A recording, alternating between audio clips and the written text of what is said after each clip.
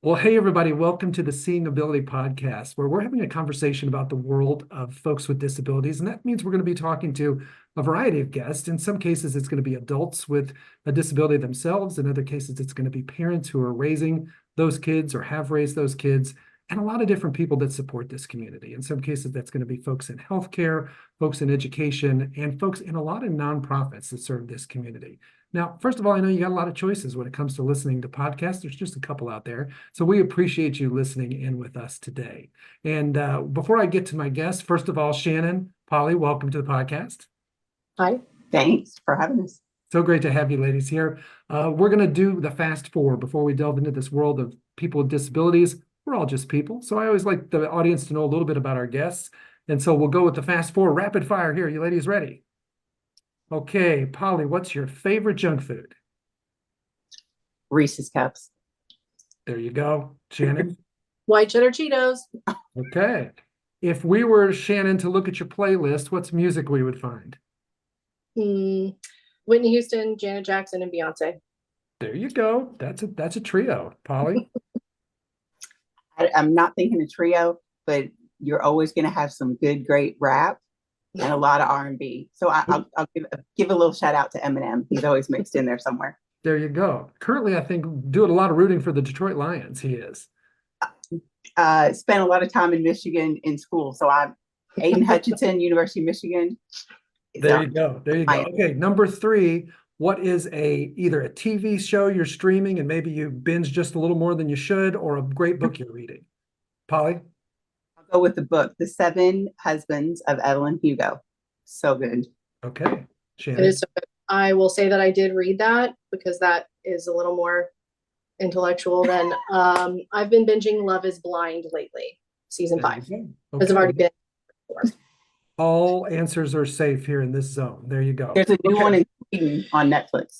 And last on the fast four, if you could bring back anyone from history to have dinner with, who would it be and why? You gotta go first. Judy Heumann. She was a disability rights activist who passed away in 2023. Okay. Polly? Helen Keller. Helen Keller. There you go.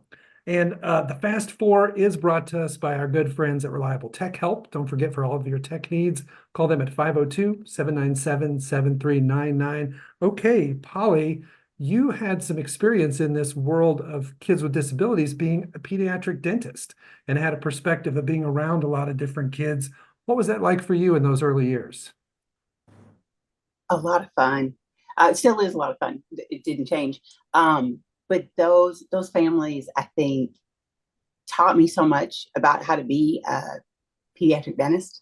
It's gonna make me get a little emotional there. But made me learn that the parents are the best expert. And you can read in the book, you can read online, you can read about different diagnoses, different things, and that's important so that you know how it all interacts medically. But asking the parent how it impacts their kiddo, and a lot of times we would spend time on figuring out what their diet was and how to keep their oral hygiene great, but working with them on what works for them. Because I might say X, Y, or Z might work, but if they're struggling with something else, then working with them to figure out. But still, they really taught me that parent is the best expert on that kiddo. And then a little bit later, you said you have two boys, and with your first boy, had a little bit of interaction with early intervention, the First Step program. But then when Max was born, kind of life threw you a little unexpected curveball. And all of our parents have that kind of journey of acceptance, dealing with that news that the path is going to be different, and working their way through all those emotions and those feelings and getting their village together. Tell us a little bit about your acceptance journey. What was it like for you now that you were one of those parents? It definitely was a shock. We knew that Max would likely have Down syndrome. And I knew from my education as a pediatric dentist that, people with Down syndrome a lot of times have a vision or hearing difficulty, but didn't fathom that it would impact him as significantly as it does, and turning out that he's deafblind. So we'll a little bit of surprise we did Down syndrome because we didn't know 100% for sure, but then learning, even more disabilities was a struggle and tough. But the people I met along the way were and are incredible. And then at the time, I was traveling with work, and I think that the need to be home became more and more apparent.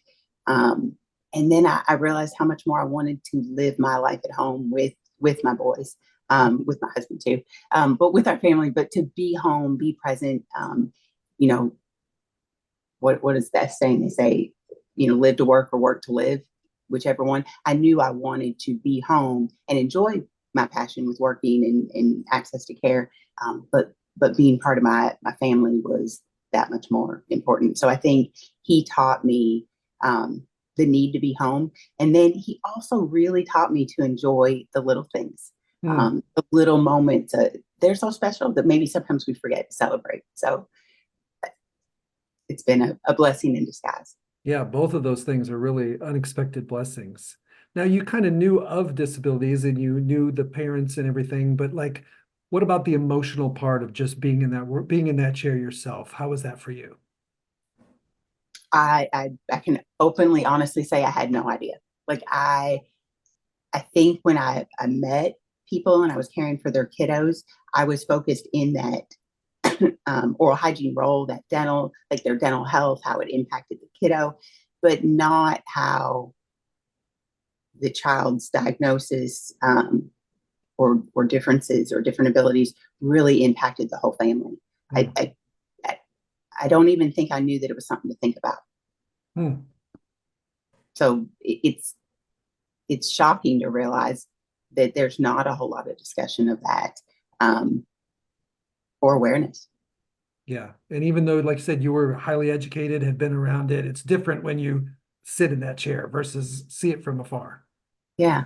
Yeah, absolutely. So then when Maxwell became school age, and I kind of buried the lead, our episode today is one of my charity spotlight episodes, and that's how the two of you are connected. But tell us a little bit about when you first started going through the school journey. What did you, again, experience through that new chair and that new lens? What are some of the challenges you ran into? I think one of the greatest challenges is, as a parent of a kiddo with special needs, you're trying to figure that out. You're trying to figure out whatever that need is, whatever that different ability is, how it impacts them either medically or educationally. You're trying to figure all that out, and you presume when your child starts to go to school, they'll want to figure that out too. In my initial journey, so First Steps introduces you to the school system, and you have a meeting with them to start to transition. And I didn't feel welcomed, or it just felt like you got put in this like tunnel and you were going to be pushed along. And so it was shocking to realize not only were you figuring out your kiddo and how to support them and all the different therapies and appointments and surgeries and all different things, but now you've got to figure out this whole other things that for your other kiddos, or at least for my older son, he just went to school. Like you just enroll them and they just go. And now instead it feels like you've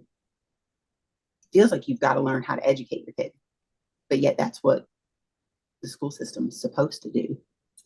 Right. So there's most parents, your biggest challenge is when they get too old where you can't help them with their homework anymore, right? But you don't have to figure out how to help your kid navigate through school. That was a whole new thing for you. So you two obviously got connected. Tell me what the origin about that was. How did you find Shannon and her organization? Well, Maxwell got an IEP, so he had a plan to go to school. He was in school about a year and a half. When he had started, the school for preschool had shared how they have a program for 5-year-olds. So I'd offer an additional year of preschool. So I'd always presumed that's what Maxwell would do. We'd have another year. But not everything was adding up. Sometimes people would say things that something was going to happen and it didn't happen. There were some things even physically at the time. Maxwell was using a gait trainer, and the school continually parked the gait trainer outside the classroom, so didn't let him use. And I remember our PT sharing how much if the child had prosthetic legs, they wouldn't put the prosthetic legs outside the classroom. Like his mobility device should be able to be usable. So there were things that were setting off bells like, this doesn't add up. This doesn't seem to be on the up and up. And so I went to a training that the school system put on, and they were sharing how the law worked, what things should be done. But if you're having struggles, maybe you want to find an advocate. And I remember thinking, that's what I've been trying to find. So I raised my hand and I said, where do you find those people? And I raised my hand. Ta-da. In the back. And so that's a great segue to Shannon. So when you typically get introduced to parents, first of all, I guess tell us a little bit, for those who obviously are listening and don't even know your organization, tell us who you are, what you do, and how consistent is what Polly was saying with where people are typically at when you meet them. My name is Shannon Masterson. I'm the executive director at Kentucky IEP Advocate. And this has evolved into an organization. It kind of started as a little bit of a side hustle. When I'm not doing this, I am an occupational therapist. So I have a private practice locally in Louisville, and I was doing school-based services at the time. And I felt like I was sitting on two sides of the table. And I'm sitting at the table as a contract employee in a school district, representing the district and, their own policies and procedures. And then also on my way home, trekking down 71, talking to these parents who have school-age kids, but I'm not a school person. Now I am the community-based OT. And I'm hearing things from parents that don't seem to align with what I am hearing at school, or I'm hearing things at school that don't seem to align with what I'm hearing from parents. And recognizing that there are rules and regulations and things exist to ensure at least some consistency across the board. And it became abundantly clear that there just isn't a lot of consistency. And there's also not a point in that process where parents are ever educated about what the process is.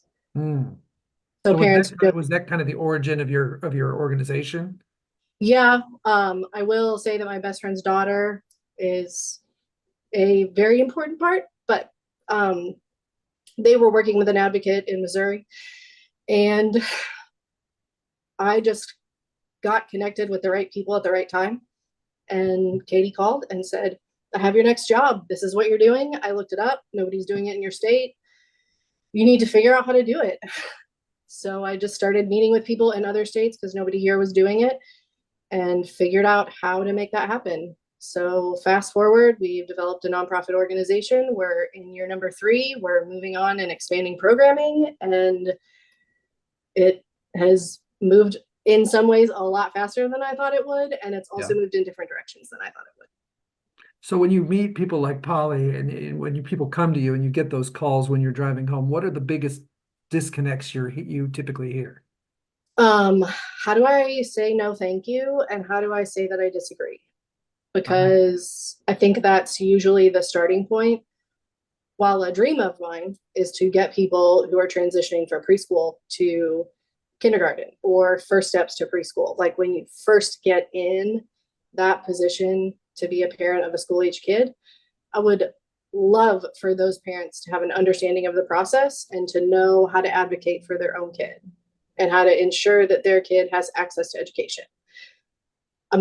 I can't just be in those meetings with all of those people. So then I get calls from the 3rd grader and the 5th grader and the 6th grade parent. And those parents are like, so I've put a lot of trust, and now I'm looking at this, and my kid's going to middle school and I don't think they can read.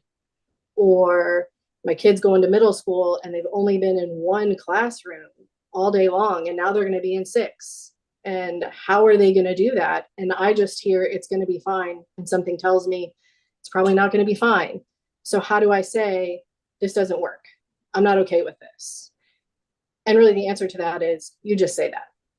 You just say this doesn't work. So part of the challenge is they don't even know. People go into a process not really, first of all, kind of knowing the rules of the game. They don't know what the process is. And then if the process in their gut doesn't feel right, they don't really know how to speak up for that. I guess are those the kind of the two basic fundamental issues coming into it, I'm hearing? Yeah, and recognizing that as you speak up, using your voice is really important, and having that and feeling empowered to ask those questions is really important. But that's only as helpful as having it written down somewhere. So that's another piece that, a school's never going to tell you, oh, you know what, I just need you to write that in an email for me and we'll talk about that. So if you don't know it, it feels like this secret coded language and this secret process that you don't know about. And then the second you do send in an email that says, this is my formal written request, fill in the blank, they move in a different direction because they know that you have accessed some different information that they have not provided you. Gotcha. So most people don't even know to put those requests in writing ahead of time. Mm-hmm. Right. So so tell us a little bit about like what kind of work do you guys do then, your organization, to help people with those challenges? So I meet with parents individually, and that's how Polly and I got connected. I similarly, in the training that we did together, will do group trainings for groups of parents, trying to provide access to information to the masses as best as possible. Mhm. We have a website, and you can find lots of accurate, reliable information on our website. So some of your questions can get answered there without having to have a conversation. And then we are moving forward with some more inclusive programming locally, just to give people a different experience in town that they may not have had before. So we'll get to Polly's personal take on what it's been like working with you guys, but give us another, not using names or schools, of course, but what's another good tangible example for the listeners to be like, here's what was going on with a kid, here's what we did, and here's kind of the after. I will tell you a similar situation, sort of, for a girl who lives in northern Kentucky, and she was in a self-contained classroom. That's a kid who's in the special class. That's some language schools like to use to make it sound cool and great and special. She was in a special class until she was in 4th grade, and COVID really opened a lot of people's eyes. So her parents were recognizing, like, we're not seeing a lot of general education people in any of these meetings that we're having with these COVID classes. I'm also not getting any books for this kid to be reading. So it's on one hand disheartening. And I know, talking to people, one of the biggest things is like, how did I miss this? And you really can't, like, I don't like the phrase know better, do better, because then it feels like you didn't know better before. But know different, do different. You had access to different information. You got to see what your kid was doing at school, made you realize that maybe it wasn't a lot, and made you realize that maybe the people they were surrounded with were not the people that you thought they were surrounded by all the time. So I will honestly say I'm pretty sure that I got hooked up with those parents through a Google search. And we worked together for a year and a half. And the result of that is their daughter switched schools and is now in a general education classroom and learning grade level content with modified curriculum. And if her parents did not know that they could sit in a meeting and say, no, thank you to a self-contained classroom, what else do you have to offer? What else can we consider? And why has she not been offered this opportunity? If they didn't know even just the bare bones of knowing that you can ask that, let alone how do you get an answer to that and then holding them accountable, I think that's another good example of just knowing what questions to ask and how to ask them, and expecting accountability on the plan to make some changes. I love that. So Polly, tell us your before and after. What was it like for you once you got with Shannon, kind of unlocking the keys, the language, the process? How did it impact you? How did it impact Maxwell? In one word, it's incredible. The before and after. The after is incredible. To know what to say, what to ask, getting connected even with other people and how to figure it out or how to figure out the next steps. But in our situation, it's still frustrating, even when you say no and a school district still wants to segregate your child.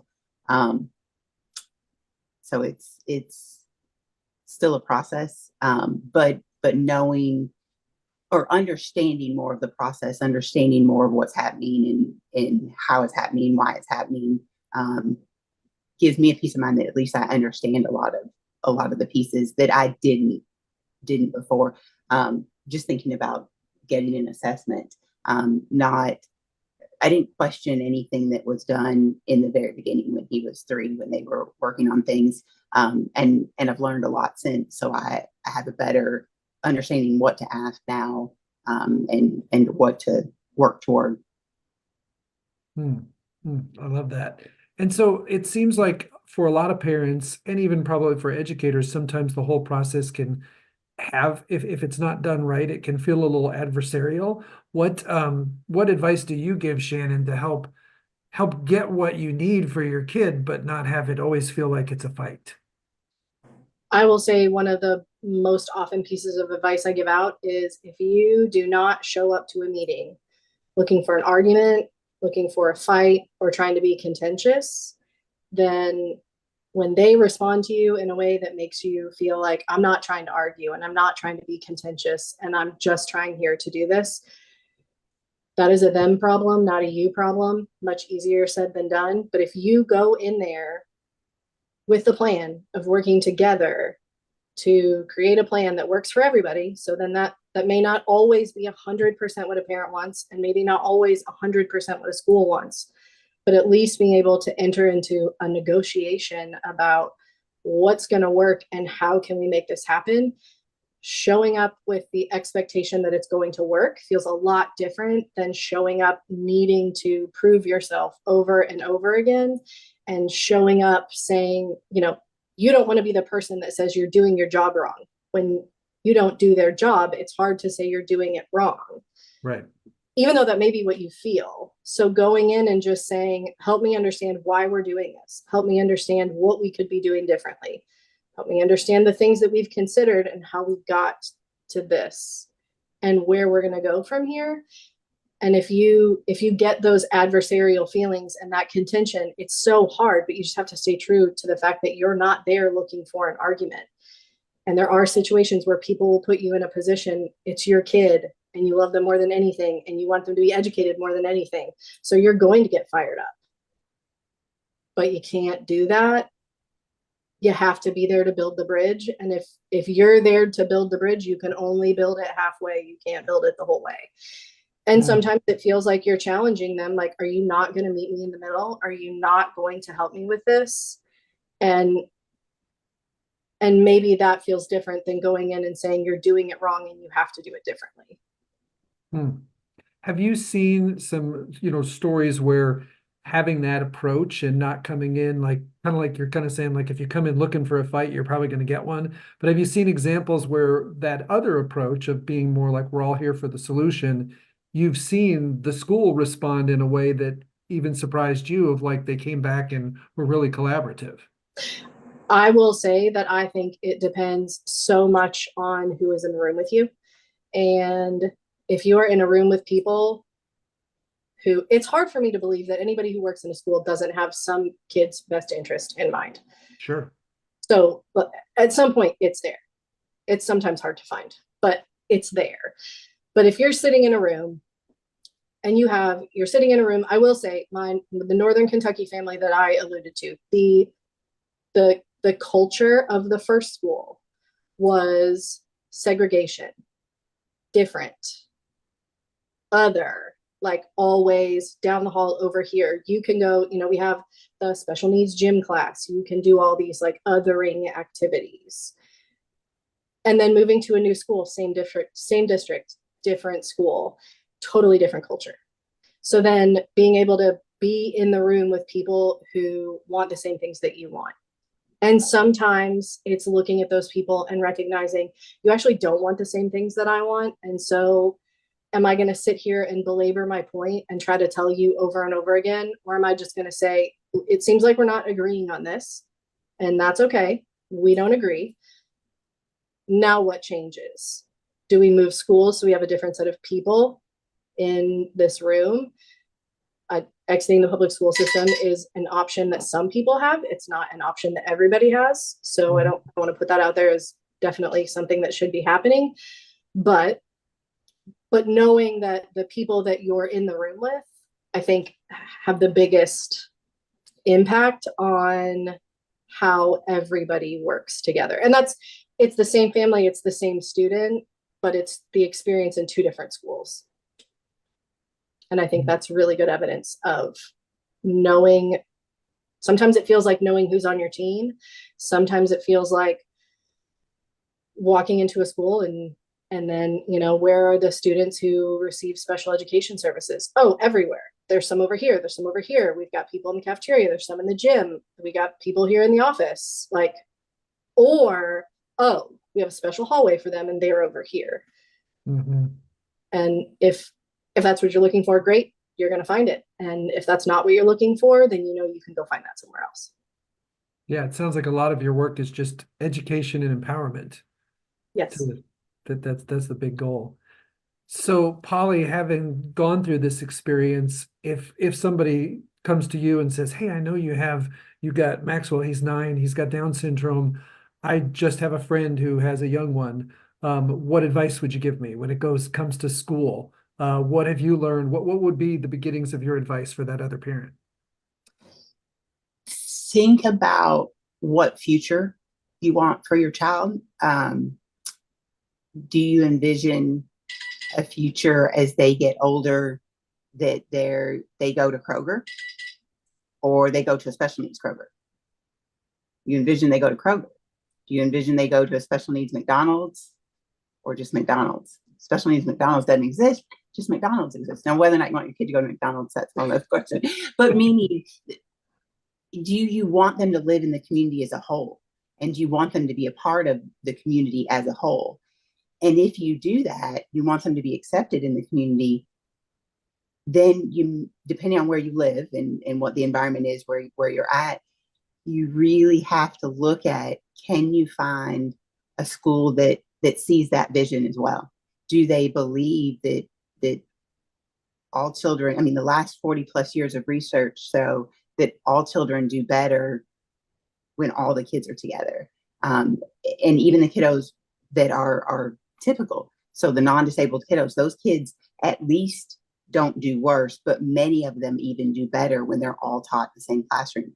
So the years and years of research, decades of research shows that those kids can be taught in the same room. As I hear from Shannon all the time, special education is a service, not a place. And so if that's what you want for your child, so thinking about what do you want for their life, and then how are you going to go about getting it, and go and ask people the tough questions. It's when you asked before about being in the room, something I always go back to is, this isn't about me, it's about my son. And I've thought lately in some other environments I've been in with the school, just putting a picture of him. Like, that's what it's about.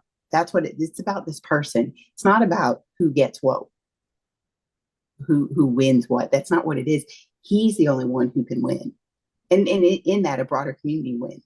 So when we think about want them to be able to go to Kroger and be with everybody, that also includes other people in that environment being comfortable with everybody being around. Because I do think in environments where you're in the special class, you're over here, you're in this hallway, you're down in that, whatever, the kids in the general ed room are taught that those people belong over there.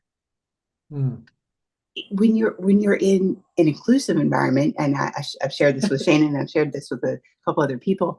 My older son was in preschool, and in his preschool class, 2 other kids had Down syndrome.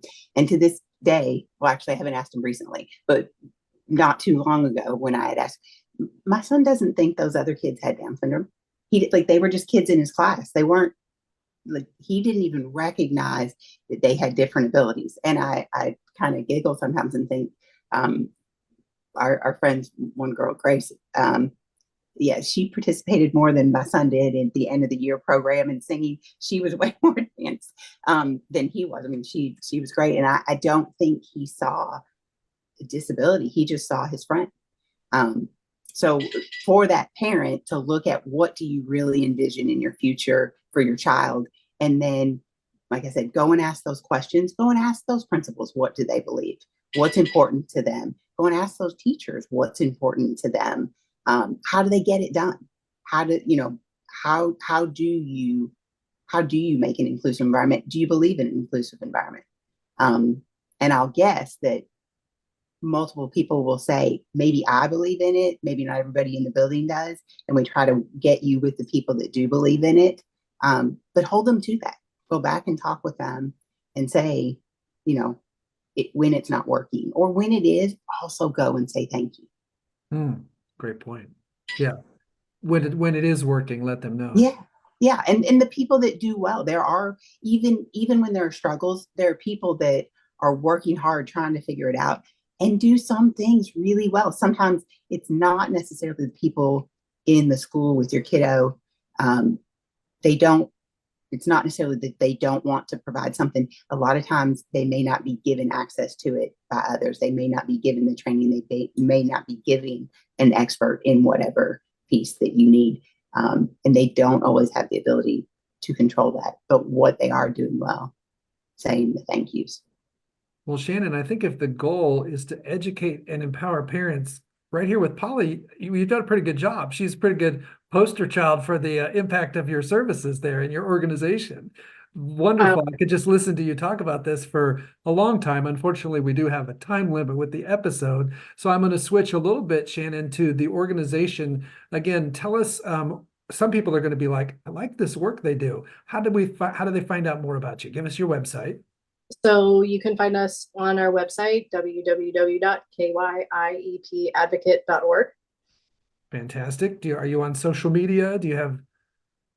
Yes, we're on social media. How active are we on social media? It goes in spurts. So, So website is probably the best way to contact you and learn. And like you said, there's just not only contact, but there's some resources there as well. Absolutely. There's resources, there's templates, there's a contact button. There's also an online booking calendar. So you can go to the book online tab and be able to book an appointment. So I'm a sucker for the dreams of nonprofits. You said you're a relatively new nonprofit. Tell us the gap between where you are and where you'd like to be. What are you not able to do now that you'd love to do in the future? Our 2024 plan is to open an inclusive place-based and community center and provide people in our community in Louisville and the surrounding communities a different experience at inclusion. So I think that it is interesting to see inclusive play spaces and inclusive community centers exist in other parts of the country. And we have inclusive programs in, the Louisville Parks and Rec. They have inclusive recreation programs. Those things are awesome. We have lots of disability specific activities for kids, like Special Olympics, and that's all great. Miracle League Baseball, those are wonderful. But to be able to offer an inclusive opportunity for families who have kids who are disabled and kids who are not disabled, because the kids who are disabled are entitled to have a birthday party with their friends and family in a place that actually meets everybody's needs. So we're towards the beginning of 2024. When will we see this place? What's your vision? Well, as soon as we get enough sponsorships, then we will have it. We are working. That is our 2024 plan, is a capital campaign and fundraising campaign. So you'll find out. And does this website have opportunities to give? It sure does. You can find elliesbutterflygarden.org. That is the name of the Inclusive Place-Based and Community Center. Right now it is a program. It will be existing in other places. Inclusive playgroups will be happening. But our main drive is to get a building to bring people together in. So there are options to donate at Kentucky IEP Advocate and also elliesbutterflygarden.org. Fantastic. Well, ladies, I wish we had more time. It's a really important subject, the education of our kids. Polly, thank you so much for sharing your story today. Well, thanks for having me. Thanks for getting out the word. It's important. And Shannon, obviously, thanks for the work you're doing. Your passion is obvious, and keep it up. All right, now, For you guys who enjoyed this today, we want you to share it with others. I think there's a lot of parents, probably any parent who's raising a kid with special needs could benefit from hearing from these ladies today. And we also need your help because we're a bit of a best kept secret and we want that to change. So go to the Facebook page for the Seeing Ability podcast. Please like the page, follow the page, and then share it with those parent groups. Share it with those people that you think. The goals for this podcast are really threefold. One is it's always education. Hopefully you listen to an episode and you get some great ideas. Two is the battle is a battle. So you need sometimes a little motivation, a little inspiration. And I don't know, I got fired up listening to these ladies today. Hopefully you did too. And then the third thing is we're all building that village. So I'm hoping we're building a sense of community. You want to hang out with us and listen to our episodes because we're people that get you and you kind of want to hear that next guest. So if that's your reaction to this podcast, please share it with others. We want to get this in the ears or eyeballs of anybody who could benefit from it. So thank you guys for being here today, and we'll see everybody next time.